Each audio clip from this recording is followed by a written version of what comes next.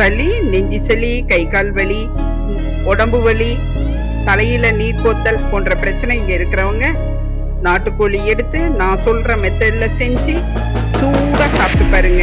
Pain எல்லாம் பஞ்சா பறந்து போயிடும். வாங்க எப்படி செய்யலான்னு பார்க்கலாம். இந்த நாட்டுக்கோழி குழம்பு செய்யறதுக்கு ஃபர்ஸ்ட் ஒரு கடாயில நான் ஒரு 8 ஸ்பூன் மல்லி எடுத்துருக்கிறேன். நாட்டு கொத்தமல்லி எடுத்துருக்கிறேன். இது ஒரு கிட்டத்தட்ட ஒரு 50 கிராமுக்கு மேலே வரும். இதுக்கு தேவையான அளவு வரமிளகா நான் ஒரு 10 வரமிளகா எடுத்திருக்கேன். அதுக்கு 1 ஸ்பூன் ஜீரகம், 1 ஸ்பூன் மிளகு, இது எல்லாத்தையும் போட்டு நல்லா வறுத்துக்கணும். கடாயில் போட்டு நல்லா வறுத்துக்கணும். இதெல்லாம் ஒன்றா சேர்த்து நல்லா வறுத்துக்கலாம். பொடியாக வாங்கி நாட்டுக்கோழி செய்கிறத விட இந்த மாதிரி செஞ்சாதான் எல்லா உடம்புல இருக்க பிரச்சனையெல்லாம் சால்வ் ஆகும். நான் இது எல்லாத்தையும் ஒன்றா சேர்த்து வறுத்து மிக்ஸி ஜாரில் போட்டு நல்லா பவுட்ரு பண்ணி ஒரு ஸ்ட்ரெயினர் வச்சு நல்லா சலிச்சு எடுத்துக்கிட்டேன். பாருங்கள், இந்த மாதிரி பொடி வரும். சலிச்சிட்டோம்னா பொடி நைஸாக நம்ம கடையில் வாங்குகிற பொடி மாதிரி கொஞ்சம் நைஸ் ஆயிரும். அதுக்கு நான் 1/2 கிலோ நாட்டுக்கோழி வெட்டி கழுவி எடுத்து வச்சுருக்கிறேன். அப்புறம் இஞ்சி பூண்டு உரித்து வச்சுருக்கேன். அதை நல்லா மிக்சியில் அடிச்சுக்கலாம். அதுக்கப்புறம் நான் ஒரு 150 கிராம் சின்ன வெங்காயம் உரித்து வச்சுருக்கிறேன். அதுக்கு கொஞ்சமாக சோம்பு, ஒரு 1/2 ஸ்பூன் சோம்பு, 2 லவங்கம், 2 பட்டை, இதெல்லாம் கொஞ்சம் கசகசா, இதெல்லாம் வெங்காயத்தோடு போட்டு வணக்கி அரைக்கணும். கடாயில் இதை வச்சு கடாயை அடுப்பில் வச்சு கொஞ்சமாக ஆயில் கலந்து ஆயில் நல்லா சூட ஏறட்டும்.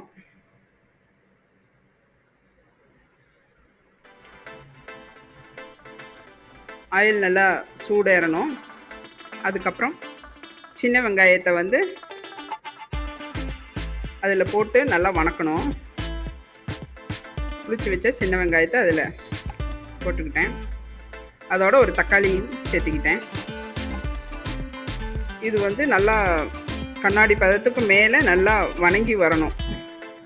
வந்துருச்சு. இப்போது கண்ணாடி பதத்துக்கு நல்லா வணங்கினாதான் அந்த குழம்பு அந்த டேஸ்ட்டு கொடுக்கும். வெங்காயம் வணக்கிறதுல தான் சிக்கனோட டேஸ்ட்டே வரும்.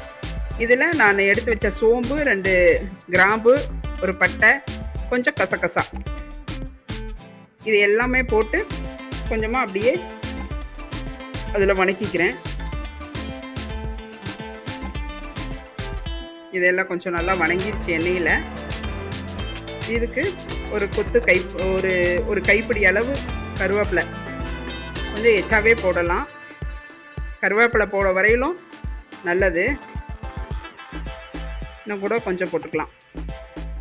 இது எல்லாம் சேர்த்து நல்லா கருவேப்பிலையெல்லாம் சொடுங்கணும். கொஞ்சம் எண்ணெயில் கொஞ்சம் சொடுங்கிடும்.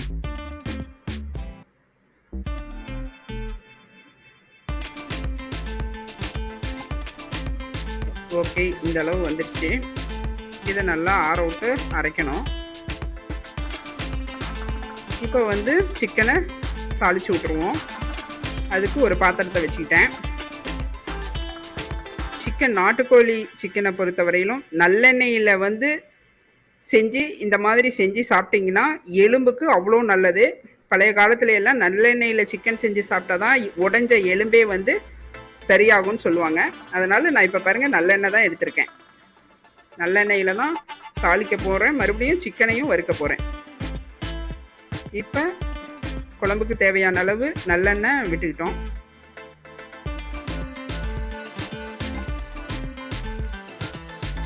எண்ணெய் சூடாயிட்டும்.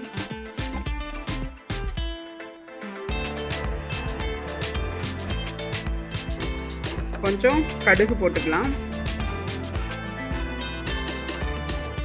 கடுகு நல்லா பொரிஞ்சு வந்துருச்சு.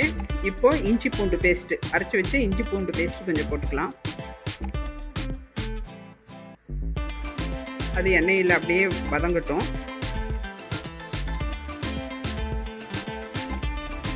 இப்போ கொஞ்சம் கருவேப்பிலை போட்டுக்கலாம்.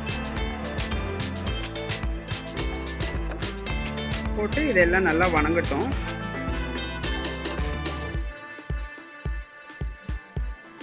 இப்போ வந்து நம்ம சிக்கன் கழுவி வச்ச மஞ்சத்தூள் கொஞ்சம் போட்டுக்கலாம்.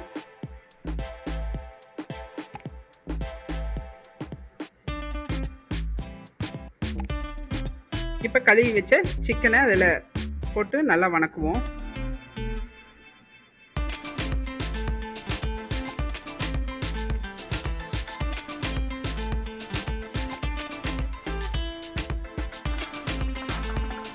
நல்லா வணங்கட்டும்.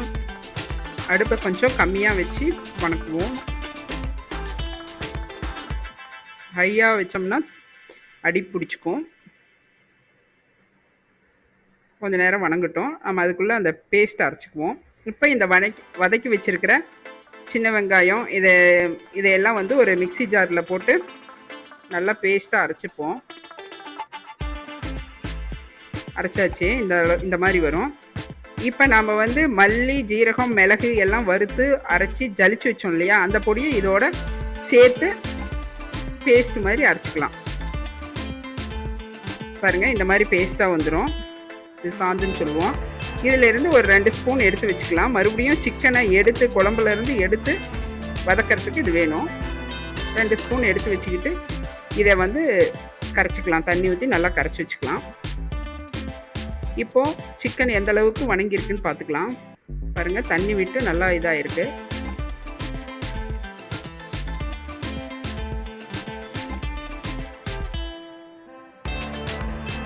நல்லா வணங்கி வந்துடுச்சு. இப்போ இதில் கொஞ்சம் உப்பு போட்டுக்கலாம். உப்பு போட்டு கொஞ்சம் நேரம் மூடி வைக்கும்போது அந்த தண்ணியெல்லாம் கொஞ்சம் ட்ரை ஆயிரும். உப்பு வந்து அந்த சிக்கனில் கொஞ்சம் சேர்ந்து வரும், உள்ள இறங்கியிருக்கும். இப்போ பாருங்கள், கொஞ்சம் தண்ணி ட்ரை ஆயிடுச்சு. பார்த்தாவே தெரியுது பாருங்கள், தண்ணி ட்ரை ஆகிருக்கு. இப்போ வந்து நம்ம அந்த அரைச்சி வச்ச சாந்தை ஊற்றிடலாம்.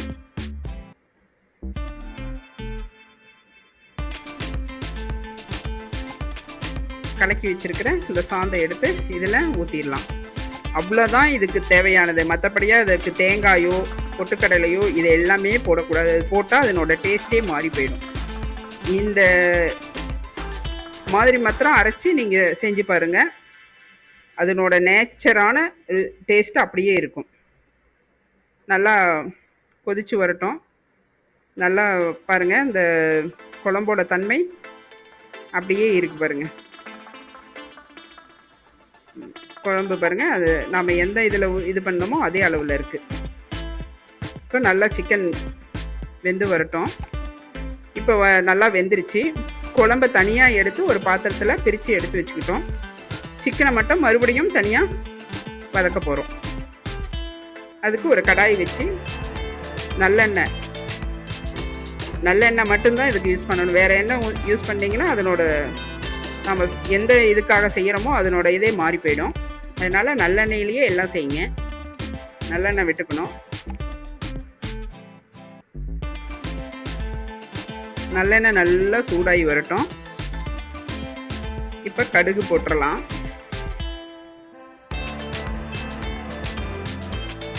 கடுகு நல்லா பொரிஞ்சு வரட்டும்.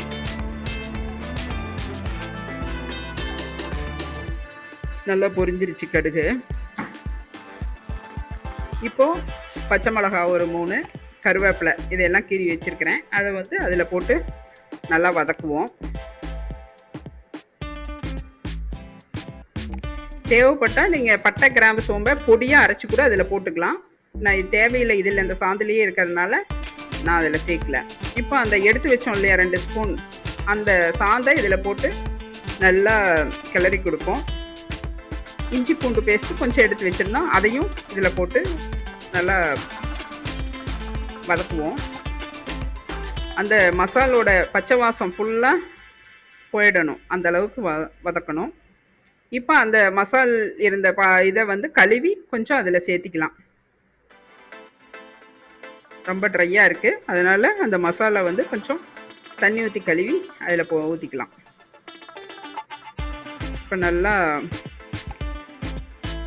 மசாலெலாம் வெந்து இது வரட்டும், சுருங்கி வரட்டும்.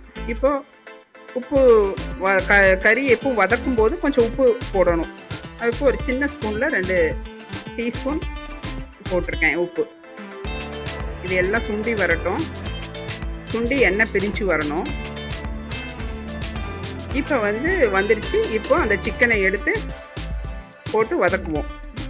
நல்லா அந்த மசால் அந்த சிக்கனில் ஏறுற வரையிலும் அடுப்பை மீடியமாக வச்சு அப்படியே வதக்கிட்டே இருக்கணும்.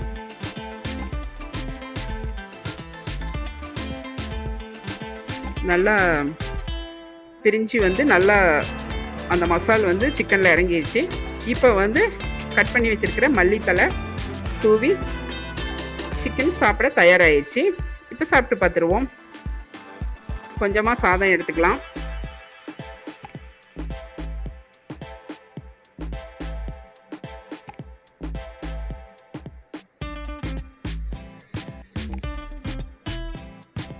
கொஞ்சம் சிக்கனை எடுத்து வச்சு